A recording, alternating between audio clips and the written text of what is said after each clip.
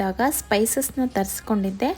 ಅದನ್ನು ಹಾಗೆ ತೋರಿಸೋಣ ಅಂತ ವ್ಲಾಗ್ ಸ್ಟಾರ್ಟ್ ಮಾಡ್ತಾಯಿದ್ದೀನಿ. ಹಾಯ್, ಎಲ್ರಿಗೂ ನಮಸ್ಕಾರ, welcome back to my channel. ವರ್ಷಕ್ಕೆ ಒಂದು ಸರಿ ಈ ಥರ ತರಿಸ್ಕೊಂಡ್ರೆ ಸಾಕು, ವರ್ಷ ಪೂರ್ತಿ ಬರುತ್ತೆ.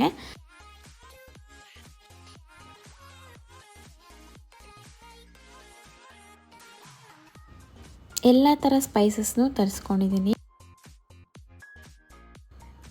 ಮೆಣಸು, ಚಕ್ಕೆ, ಲವಂಗ, ಗಸಗಸೆ, ಏಲಕ್ಕಿ ಎಲ್ಲ ಫ್ರೆಶ್ ಆಗಿರುತ್ತೆ. ಹಾಗೆ ಇವತ್ತು ನನಗೆ ಮತ್ತು ನನ್ನ ಹಸ್ಬೆಂಡ್ಗೆ ಇಬ್ಬರಿಗೂ ಒಂದು ಬ್ರೇಸ್ಲೆಟ್ ತೊಗೊಳ್ಳೋಣ ಅಂತ ಹೋಗ್ತಾ ಇದ್ದೀವಿ.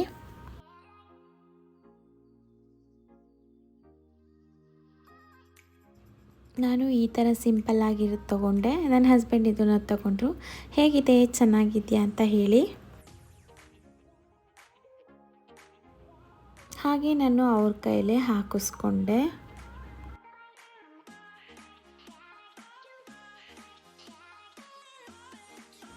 ಆಚೆ ಬಂದಮೇಲೆ ಏನಾದರೂ ತಿಂದೆ ಹೋಗೋಕ್ಕಾಗತ್ತಾ? ನನಗೆ ಪೊಟ್ಯಾಟೊ ಟ್ವಿಸ್ಟರ್ ಅಂದರೆ ತುಂಬಾ ಇಷ್ಟ. ಹಾಗೆ ಫ್ರೈಸು ಮತ್ತು ಒಂದು ಬರ್ಗರ್ನ ತೊಗೊಂಡಿದ್ವಿ. ಆಮೇಲೆ ನನ್ನ ಹಸ್ಬೆಂಡ್ಗೆ ಎಗ್ ರೈಸ್ ತೊಗೊಂಡಿದ್ವಿ. ಬಟ್ ಬರ್ಗರ್ ಮತ್ತು ಫ್ರೈಸ್ನ ತಿನ್ನೋಕ್ಕಾಗಲಿಲ್ಲ, ಮನೆಗೆ ತೊಗೊಂಡು ಬಂದೆ.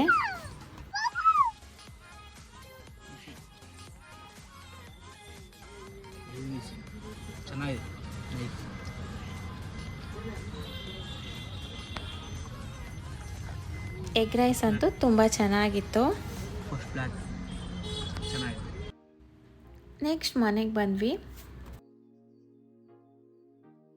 ಈಗ ನೈಟ್ ಊಟಕ್ಕೆ ಊರಿಂದ ನುಗ್ಗೆ ಸೊಪ್ಪು ತಂದಿದ್ನಲ್ವ, ಅದನ್ನು ಬಸ್ಸಾರು ಮಾಡೋಣ ಅಂತ ಮಾಡ್ಕೊತಾ ಇದ್ದೀನಿ. ಫಸ್ಟು ಸೊಪ್ಪನ್ನ ಚೆನ್ನಾಗಿ ವಾಶ್ ಮಾಡ್ಕೊತಾ ಇದ್ದೀನಿ. ಹಾಗೆ ನನಗೆ ಗ್ರೀನ್ ಟೀ ಕೂಡ ಮಾಡ್ಕೊಂಡು ಕುಡಿತಾ ಇದ್ದೀನಿ.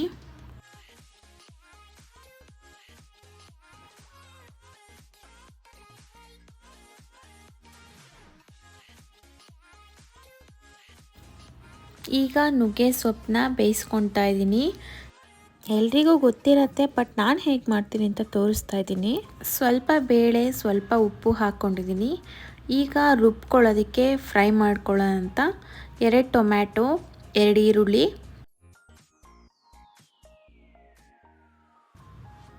ಅರ್ಧ ಬೆಳ್ಳುಳ್ಳಿನ ತೊಗೊಂಡಿದ್ದೀನಿ. ಈಗ ಪ್ಯಾನ್ಗೆ ಎಣ್ಣೆ ಹಾಕಿ ಹಸಿಮೆಣಸಿನ್ಕಾಯಿ, ಬೆಳ್ಳುಳ್ಳಿ, ಈರುಳ್ಳಿ, ಜೀರಿಗೆ, ಮೆಣಸು, ಟೊಮ್ಯಾಟೊನ ಹಾಕಿ ಫ್ರೈ ಮಾಡ್ಕೊತಾ ಇದ್ದೀನಿ.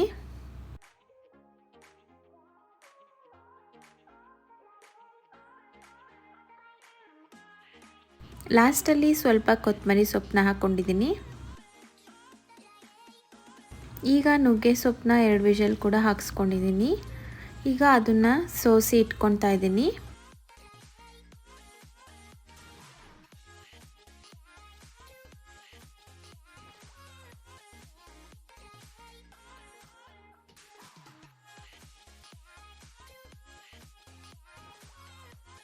ನೆಕ್ಸ್ಟು ಮಿಕ್ಸಿಗೆ ಕಾಯಿನ ಹಾಕಿ ರುಬ್ಬಿಟ್ಕೊಂಡಿದ್ದೀನಿ. ಈಗ ಅದೇ ಜಾರ್ಗೆ ಫ್ರೈ ಮಾಡಿ ಇಟ್ಟಿರೋದನ್ನ ಕಂಪ್ಲೀಟಾಗಿ ತಣ್ಣಗಾದ್ಮೇಲೆ ಹಾಕ್ಕೊತಾ ಇದ್ದೀನಿ.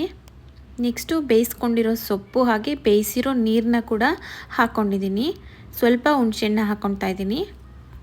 ಈಗ ಅದನ್ನು ರುಬ್ಕೊಂಡಿದ್ದೀನಿ. ನೆಕ್ಸ್ಟು ಪಲ್ಯ ಒಗ್ಗರಣೆ ಹಾಕ್ಕೊತಾ ಇದ್ದೀನಿ.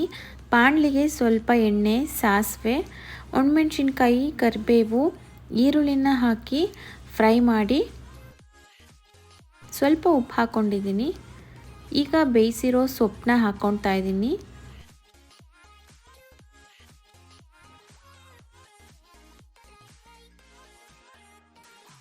ನೆಕ್ಸ್ಟು ಸಾಂಬಾರು ಒಗ್ಗರಣೆ ಹಾಕ್ಕೊತಾ ಇದ್ದೀನಿ. ಪಾತ್ರೆಗೆ ಎಣ್ಣೆ, ಸಾಸಿವೆ, ಕರಿಬೇವು, ರುಬ್ಬಿರೋ ಮಸಾಲೆನ ಹಾಕ್ಕೊಂಡಿದ್ದೀನಿ.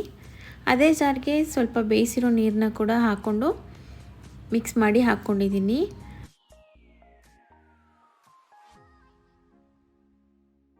ಈಗ ಪಲ್ಯಗೆ ಲಾಸ್ಟಲ್ಲಿ ಕಾಯಿ ತುರಿನ ಹಾಕ್ಕೊಂಡಿದ್ದೀನಿ. ಪಲ್ಯ ರೆಡಿ ಆಯಿತು. ಸಾಂಬಾರು ಕೂಡ ಕುದಿ ಬಂತು. ಜಾಸ್ತಿ ಕುದಿಸೋದು ಬೇಡ, ಯಾಕಂದರೆ ಕಹಿ ಬಂದುಬಿಡತ್ತೆ.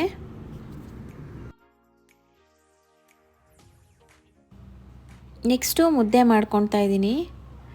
ಬಿಸಿ ಬಿಸಿ ಮುದ್ದೆ ಜೊತೆಗೆ ಪಲ್ಯ ಹಾಗೆ ಸಾಂಬಾರು ತುಂಬ ಚೆನ್ನಾಗಿರುತ್ತೆ.